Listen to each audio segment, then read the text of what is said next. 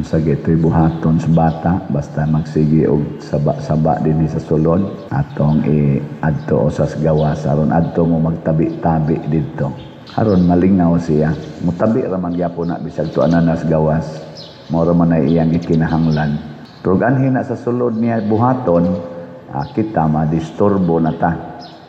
Sagdilan kay makasimba ra gyapon mo kamong nagdaan ng bata. Kay mao man sanay paagis bata sa pagsimba. Ang iyang kinaiya o ang iyang gibati maunay pagsimba niya sa Ginoo.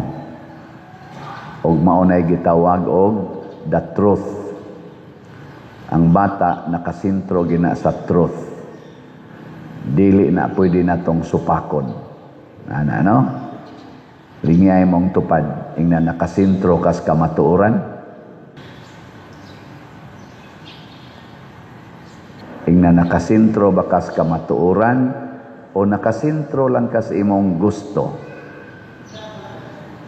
Lahi ra ba na nakasintro kas imong gusto, usahay dili man na mao ang tinuod, pero imo lang nang gusto. Lahi sa nang makasintro kas kamatuoran. Mao bitaw diri sa atong ebanghelyo, ang gitudlo ni Hesus mao ang pagampo kining gitawag natog amahan namo, our Father. Ug ang iyang gisintro nga iyang paripit sa ebanghelyo kining pagpasaylo sa nakasala nato.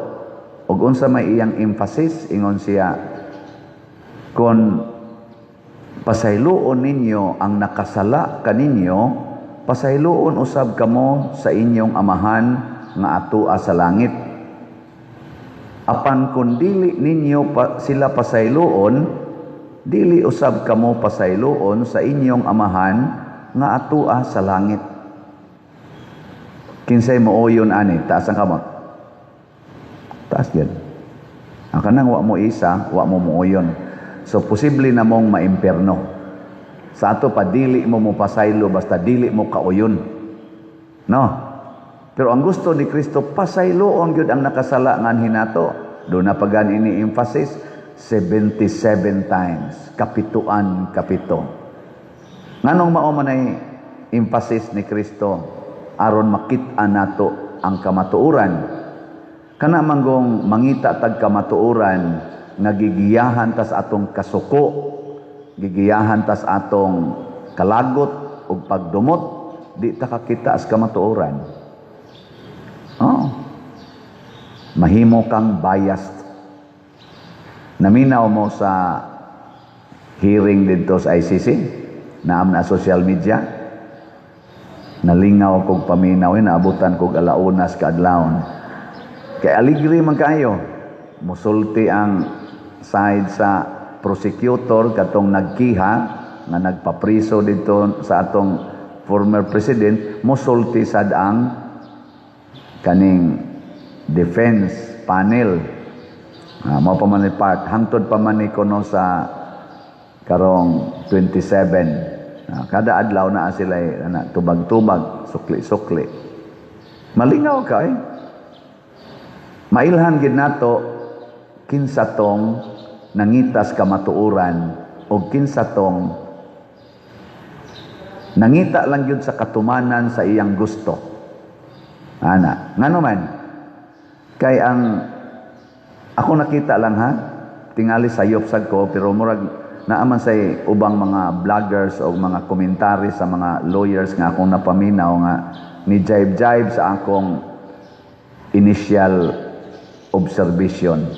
Ang dito sa prosecutor katong nagkiha ni President Duterte, daghan kay sila batik nga statement against sa presidente sa gipriso. Pero why substantial support? Statement ra ba? Iyang gihimo ang systematic nga pagpatay og nahimo na ning culture of killings aron mapatuman ang iyang gusto gasugod ni Davao hangtod sa tibuok Pilipinas. Ug hangtod karon naghilak pa ang mga biktima nga gipamatay diha sud sa balay, maynana ba? Kanang pakuan gyud paukyap sa dugo. Pagtubag sa diri speakers, Niingon sang pikas, kanang iyang statement, iya nang gisulti out of context. Out of context. Kay among gi-search ang ilang mga statements, kay gibase man na sa mga speeches ni President Rodrigo Duterte, diha mismo sa iyang speech, iya nang gisumpayan. Murabag kung maingon si Duterte, og musukol patya. Ana, di ba yun siya? Patya ng mga adik. Pero ang iyang context di ay, kung dili mo surrender, niya mo sukol og namiligro na ang inyong kinabuhi, isip self-defense, unhi, ayaw mong pauna. Kay purting gastos gobyerno ninyo para mahuman mo sa inyong pagkapulis, unya patyon lamo anang adik, unhi na lang. Unya, buhatan na ninyo, in the line of your duty, doon na mo'y total support gikan ako. Ako'y mudupan ninyo, di mo kasuhan, dili sad mo mapriso. Basta inyong gibuhat ang inyong duty. Yan na pag isa isumpay. Pero mag-abusar gani mo, doon nag-impernong mahitabo sa inyong kinabuhi. Kay, og inyong abusahan kining akong sugo, pasabot, mupatay ka nga, imo na lang yung gitoyo, mas grabe pang imong silot sa kriminal nga imong gigukod. Gisulti na sa iyang speech, pero dili na kuhaon, matod pa sa pruiba diri ni Kaufman, dili tiwason og kuha sa mga prosecutor. Kadto ra yung giingon nga, patya og musukol. Ngano mang ingon ana man, kay ang prosecutor, ang ila ra yung gusto nga malata si President Duterte sa prisuhan. Kana ilang objective, dili ka matuoran. Ang ilang objective nga malata lang yung kadiyas prisuhan. Kaya di ko kadawat nimo. Yan, niingon dayon sila, kung dili ni ninyo siya, kay karon ko ang paman, confirmation of charges, pasabot, dawaton ba ang kaso o dili. Mao pa man ron ang ilang stage sa aning ilang step by step man na. Ang sunod ana og dawato na ang kaso, mao na to ang kuan na gyud unsay tawag na litigation na matingay na. Di man ta lawyer. Niingon sila didto sa ilang speech ang prosecutor, kung dili gani ninyo tagaag higayon nga mahiring gining kasuha, inyo ning dili ninyo i-confirm ang charges. Ingon ana pagkasulti tingali. Dili ninyo i-confirm ang charges, maglakaw ni nga malipayon ug magpadayon ang iyang virus, ang virus ni Mr. Duterte nga naka-influensya na og millions of Filipinos, kaning virus of impunity. Kana bang magsalig na lang nga dili ko mapreso bisag mo patay kog tao, mo nang kuno nga virus. And there are millions of clowns, Duterte clowns sa Pilipinas. So ang tanan nga ni pabor kuno ni President Duterte, mga clown sa Duterte, mga bloodthirsty people nga nangandoy ra gyung mopatay. Mo na ilang accusation. Mo na ipadayon gining hearing, prisuha gini siya aron di na manakod ang iyang virus. Aning virus sa paghigugmas pagpatay. Natubag sa diri ang pikas, ingon sa to siya, kung ang gipasabot sa prosecutor duna gi instruction ug duna say desire si President Duterte nga mopatay, ilagin ng pruibahan. Pero why usas ilang mga witnesses nga mihimo og statement, ila namang gi-review ang mga kuan-kunuhay. Lahi man dito kay ihatag manimo ang inyong mga statements sa witnesses, reviewhon sa speakers, inana ba? Una pa sila mag-hearing. Wa kuno, zero kuno, nga naay usa ka witness nga niingon, I personally witness nga duna gyoy gisulti si President Duterte nga duna siya pangandoy or duna siya instruction na patya lang gid ng tawhana. Wa may usay nga nana. Ang giingon kasagaran gyud didto nga ilang obserbasyon nga gisulti niya nga patya, pero wa siya instruction nga patya na ninyo. Na karon ila dayong tagaag solusyon nga ang gisulti ni President Duterte war on drugs, unya kinahanglan nga kanini ang sumpuon ang drugas aron dili na mokuyanap ang kining mga gitawag na to criminality sa atong nasod, nga mausay ni hatag og dakong problema sa laing mga nasod, labi na sa Latin America ug uban pang mga lugar. Sumpuon gyud ang drugas. Unya ang iyang prueba nga si President Duterte nagsulti ani para sa mga Pilipinos, iya dayong gisite sa Diris Prosecutor nga ang Davao killing field na siya sa mga criminals. Pero human sa paglingkod ni President Duterte og duha ka dekada didto, kay gisigihan siya re-elect mga tao, ang Davao karon nahimo ng one of the most peaceful cities, not only in the Philippines but in the world. Recognize siya, equivalent siya sa mga Singapore, Japan, equivalent siya diha ang Davao. Unya kun ang gi-spread ni Duterte ang virus pas killings, hangtod karon gasige pa untag pinatyanay sa Davao. Hangtod karon gasige pa untag pinatyanay. Di ba? Unya pagkalingkod sa niya din hinato sa atong nasod, matod pa atong Kaufman, nagpadayon ang iyang pagpakigubat sa drugas aron mapanalipdan ang kinabuhi sa katawhan nga Pilipinos. Og tungod ana, wa gyud mawagtang ang gugma sa mga Filipinos. Majority sa mga Filipinos nagtawag gid niya og tatay. Ana, og unsa may prueba, matod pa niya ni Kaufman, ang rating ni President Duterte way us gikas paglingkod hangtod pag retire. Pero kining nag-accuse niya, iyang gisite si Bongbong Marcos o si Remulla, kay mo may gisite sa defense, katong prosecutor, pulos way klaro ang ilang inistoryahan. Iyas ang gisite dito nga si President Bongbong Marcos naagid say official statement nga gipirmahan o gianunsyo sa tibuok Pilipinas nga dili gid ta mo cooperate, dili siya mo cooperate sa ICC nga modakop ni President Duterte. Di siya mo cooperate.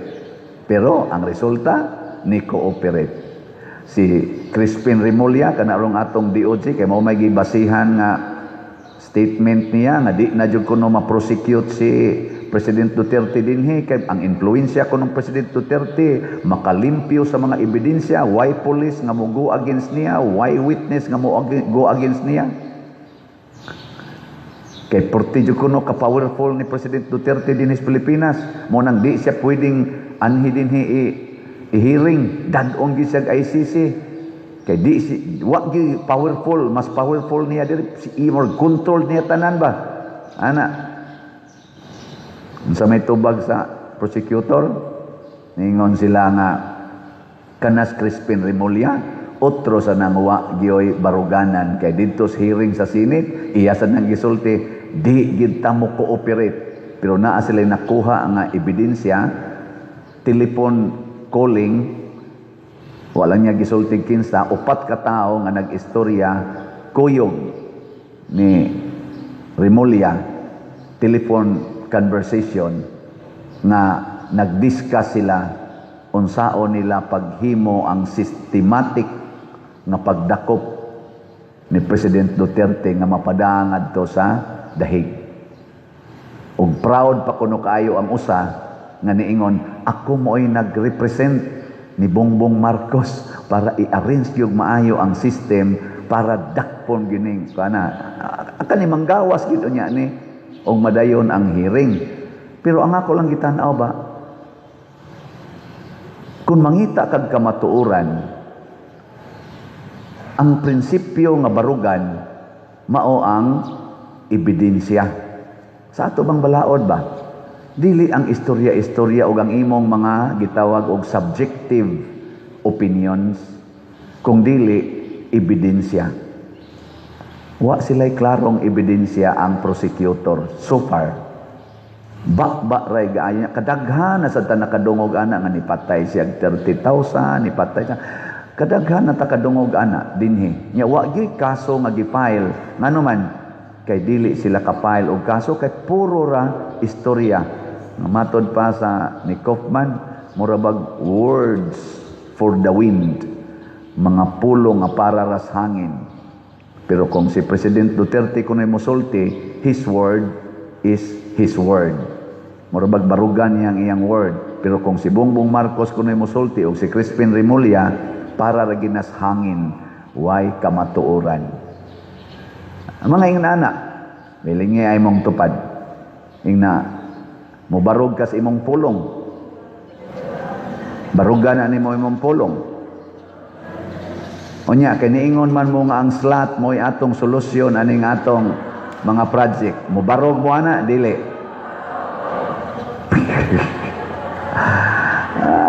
Bantay mo ha. Barugan lagi ni atong pulong. Kay nito man ta na ang slot. Hatag ng slot. Mao na ang pulong nga barugan. Mao na gitawag og kamatuoran. Pero sa akong pagpamalandong aning atong ebanghelyo, connection sa first reading, niingon there is first reading, ang akong pulong nga mugawas akong baba, niingon ang Ginoo, dili mo balik nako nga dili mutuman sa iyang tumong og tuyo. Mura kunog uwan ba nga inig uwan, di gina mo balik ngadto sa langit nga dili mubasa sa yuta. Kay ang purpose sa uwan aron man tagaag tubig ang yuta. Hatag ginagtubig. Ang pulong sa Ginoo kamatuoran. Muna iyag yung ipalutaw ang kamatuoran. Muna diri sa atong tubag sa Salmo, sa atong tubag, ang Dios magluwas sa mga matarong gikan sa tanan nilang mga kagulanan. Ug unsaon man niya pagluwas, iyang ihatag ang kamatuoran.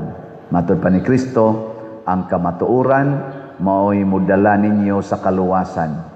Pero unsa man giunang kamatuoran nga atong puy-an ang pagpasaylo sa mga sala. Kay kaning sala mga igsuon mutap-tap gini nato. So nindot kaayo kon maghusay ta nga nagkapasayloay na aron ang kamatuoran nalay atong pangitaon. Pananglitan gipasaylo na sa prosecutor si President Duterte nga nakapasakit nilag pulong o nakapasakit sa iyang aksyon niya, gipasaylo na niya. Ang pangitaon, ang kamatuoran, ang tinuod nga ebidensya. Mao na lang to'y pangitaon. Pero ang pagpasaylo, okay na. Pwede man nimo ipapriso ang tao nga imo nang gihigugma. Di ba? Di day pwede. Imong bana, gipatay inyong anak, kay nakaana siya, niya na bad trip siya, giputla niya sa liog niyong anak, niya ikaw ang asawa, unsa may imong buhaton? Imo gid siyang pailag kaso. Pero pasaylua o sa siya. Nganong imo man pasayloon? Kay nadrugas man. Mo tong nakasa. Nakaron, yan okay kang musulti nga, pwede ra gid siyang presohon. Nga naman, nakasama man. Pero wa man say problema og prisuhon siya kay di man mohunong ang imong paghigugma niya. Isip bana. Mao na pasabot ni Kristo. Ang Ginoo mga igsuon mutugot nga maadto tas impierno kay nakasama man ta. Pero ang iyang gugma dili mohunong sa paghigugma nato bisag tuan na tas impierno. Di man siya mausab. Kana bang paghigugma ba? isip imong igsuon, i-maintain gid na kay mao ginay basic truth nga managsuon ta. Matod pang Bishop Abit oy, sa dili pa ta magsigig hisgot aning ato mga assignment, kita mga pare, obispo ka, monsignor ka, sa tanang na mga leader ka des district, parish priest ka, formator ka, sa di pa ta maghisgot ana, ato osang dawaton nga kitang tanan managsuon ta tungod kay pulos ta giordinahan sa pagkapari.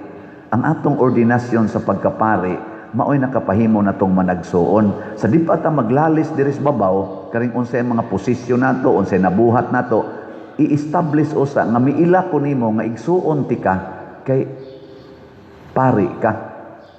Di ba? Ilingay mong tupad. Ingna pulos ta binunyagan. Sa wap ka musimba dinhi, wap ka mahimong pipisi, wap ka mahimong liktor, wap ka mahimong choir or singer, wa sa ko mahimong pari, pulos tagibunyagan o wap anang bunyag waon ta taron dinhi. O anha ta diya magsugod. Anha ta mo balik. Mahigugma ba kanako isip binunyagan o nahigugma lang kanako isip pari? Gaywe tubag. Tubag. Isip binunyagan. Sa ato pag din ako pare, kay matiguang nako o masakit ko, inyo jud kong tabangan. Onyag, akong rapon ang inyong anak,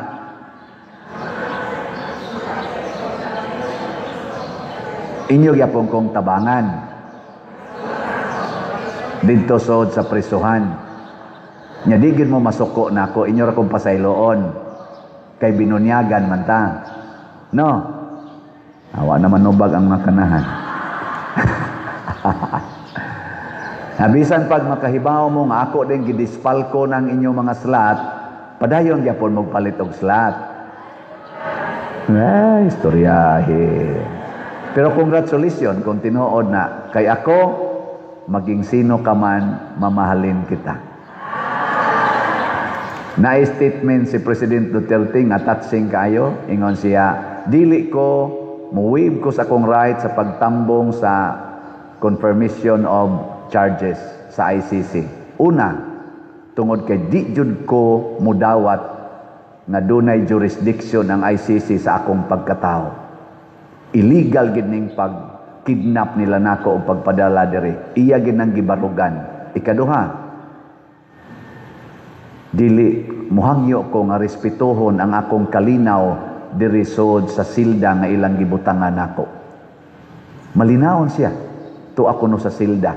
Iya na nang gidawat. Unya ningon siya, guwang nako, luya nako, masakito nako, ako na sang gidawat ang kamatuoran nga anytime mamatay ko dinhi aning lugara nga ilang gibutangan nako.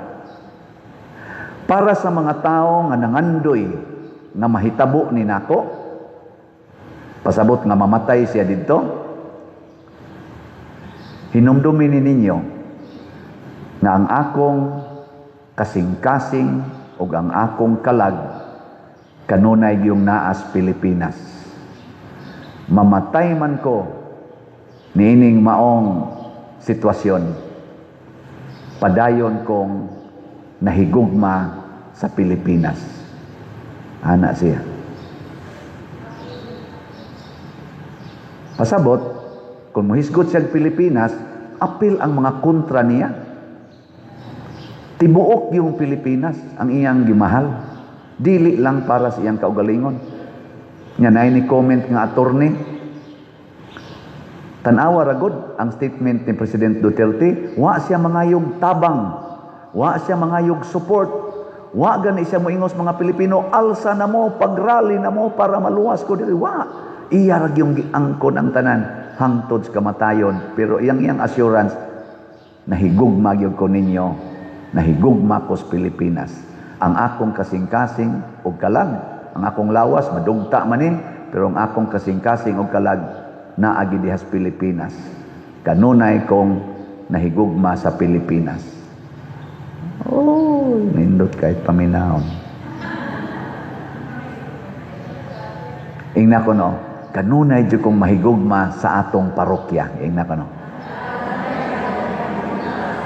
Ingna mahurot maning akong kwarta og palit og slot. Ako gining gamiton para sa parokya. Nindot ano? Ato lang na sunod-sunuron siya. Nindog na tayo.